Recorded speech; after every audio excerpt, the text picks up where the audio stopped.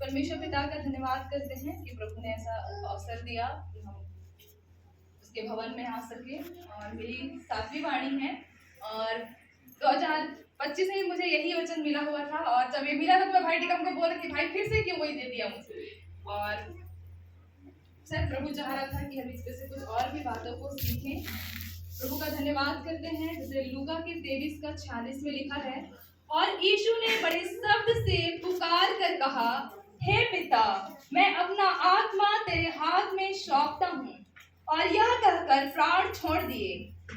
37 में लिखा है, सूबेदार ने जो कुछ हुआ था देखकर परमेश्वर की बड़ाई की और कहा, निश्चय यह मनुष्य धर्मी था। और भीड़ जो यह देखने को इकट्ठी थी, इस घटना को देखकर छाती पीटती हुई लौट गई। पर उसके सब जान पहचान और जो स्त्रियां गलील से उसके साथ आई थी, दूर खड़ी हुई यह सब देख रही थी।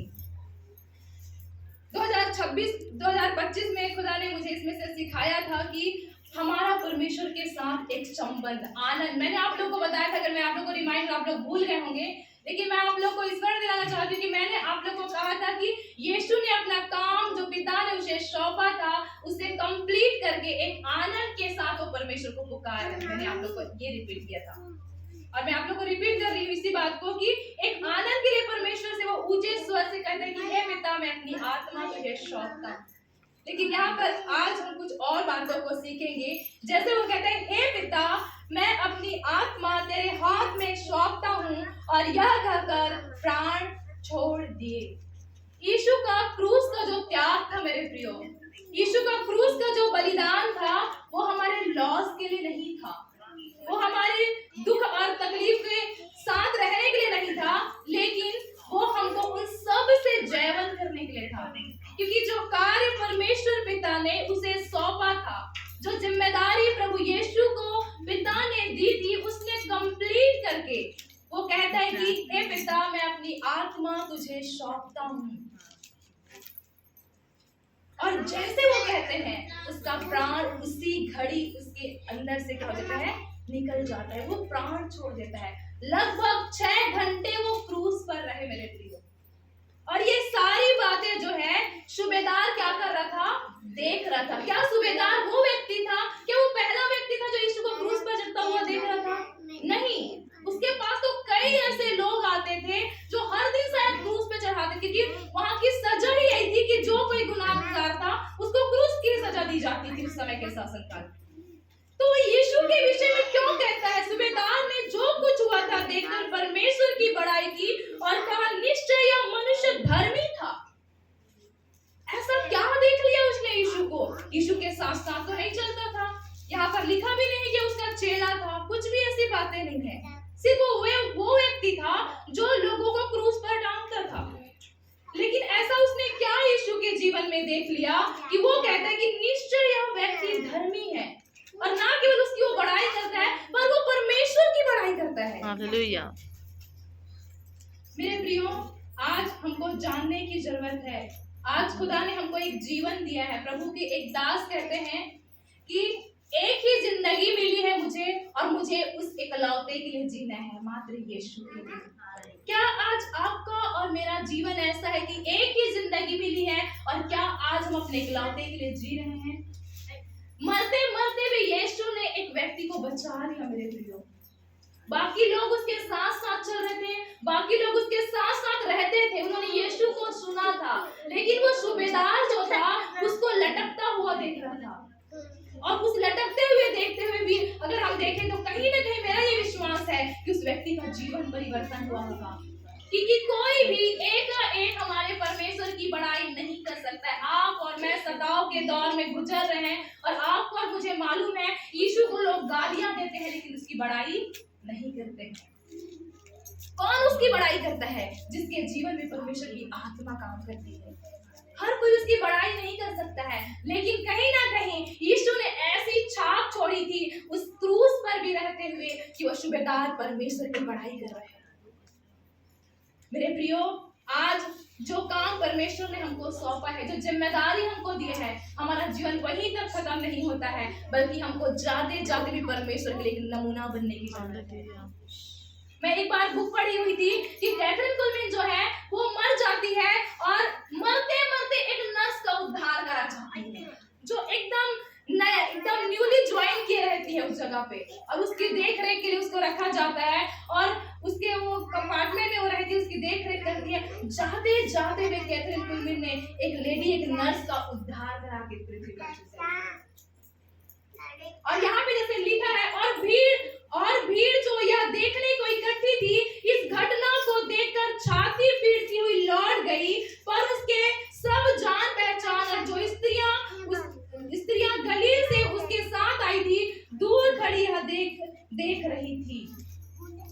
जो भीड़ थी जो यीशु मसीह को देख रही थी, वो जब देख रही थी कि उसका जो स्वामी है, जो उनका पिता है, क्रूस पर लटक रहा है। यीशु जान रहा था कि मैं पिता के पास जा रहा हूँ, पर हमारा प्रिय जब कहीं चले जाता है खोता है तो हमको दर्द होता है। तो वैसी भीड़ उसके लिए छाती पीट रही थी। एक आदर्श था यीशु उनके लिए। क्या आज आपका और मेरा जीवन दूसरों के लिए आदर्श है? मुझे नहीं पता है कितनी हद तक सच है, लेकिन मैंने बहुत लोगों से सुना है, प्रभु के दासों से, कि जब डॉक्टर डीजे दिनकर अंकल इस दुनिया में से जा रहे थे तो बहुत लोग अपने छाती पीट कर रो रहे थे और एक ही बात कह रहे थे कि ये व्यक्ति हमारे लिए प्रार्थना करने वाला व्यक्ति था और ये इस दुनिया को छोड़कर जा रहा है।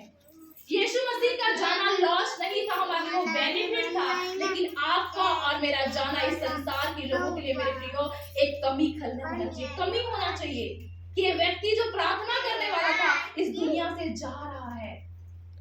हाँ, उसके बाद परमेश्वर निश्चय अपने लोगों को खड़ा करता है, लेकिन क्या आज आप और मैं कुछ एग्जाम्पल हैं कि जब हम इस दुनिया से जाएं लोग हमारे विषय में कहें कि हाँ ये परमेश्वर का धर्मी जन था।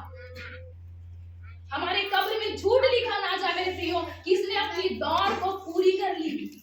अक्सर बोलते हैं कि जब मर जाते हैं, जब लोगों को दफना कर आते हैं, तो अक्सर कहा जाए कि ये एक धर्मी व्यक्ति था, इसने अपनी दौड़ को पूरी की, एक दिन हम खुदा के पास मिलेंगे।